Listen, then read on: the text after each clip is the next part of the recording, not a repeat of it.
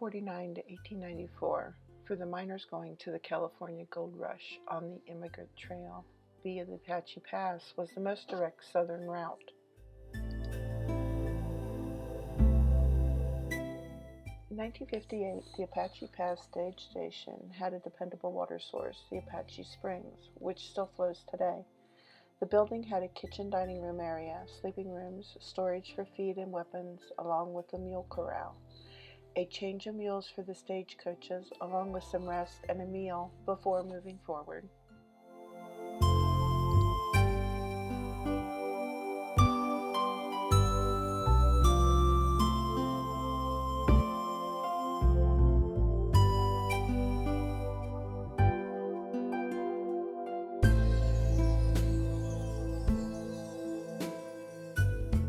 March of 1854. Lieutenant John Park led a survey party for a topographical engineer corps for a transcontinental railroad. Park landed in Apache Pass, staying for a few days, resting and enjoying the hospitality of the Apache Indians. Park later found an easier route between Wilcox and Bowie for the railroad.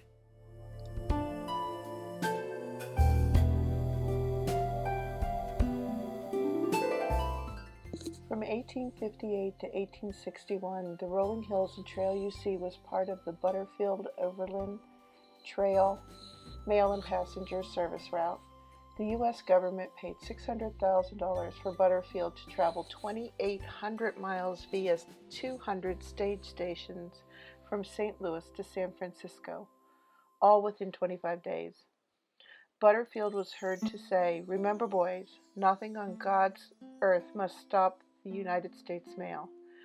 Butterfield's operation ran for 2.5 years with little interference from the Indians until the Bascom Affair of 1861.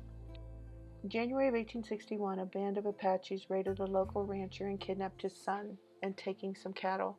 The rancher wrongly accused Chief Cochise and his Chiricahuas, which triggered open warfare off and on for the next 10 years. In February of 1861, Lieutenant Baskin lured Chief Cochise to his camp and accused him of the kidnapping. Chief Cochise denied the event and took great offense. He escaped the encampment, and 2 nights later, a wagon train was attacked by the Apaches, killing 8, taking 3 hostage, then later killing them. 6 Apaches were hung in reprisal.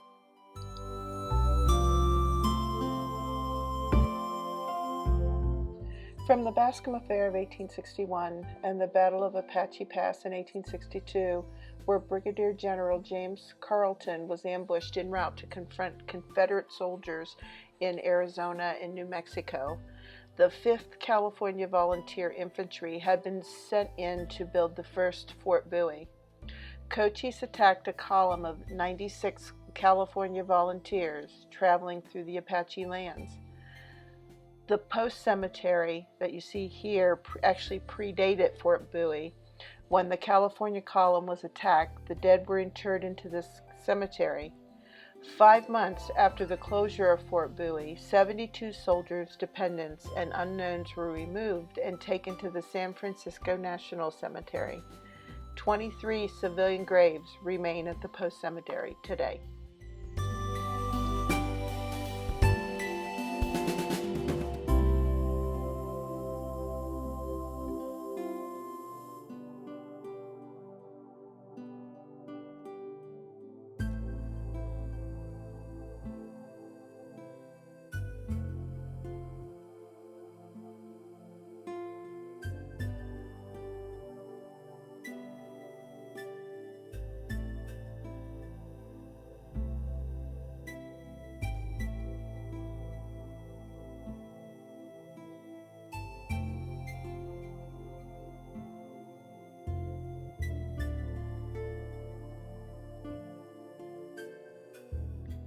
Throughout the remaining 1860s, the cavalry escorted travelers, mail carriers, and freight wagons through the pass.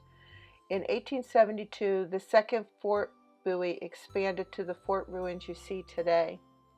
2 years after the 1872 peace agreement, the Indians that did not go to the reservations began a period of raiding and pillaging. Fort Bowie was the central force to protect the area. This was a troubling time, but by the 1885s, things had really quieted down for Fort Bowie. And the last 8 years of its service, things had become more relaxed. The grounds even had flushing toilets, ice machines, they held dances, and soldiers could even play baseball.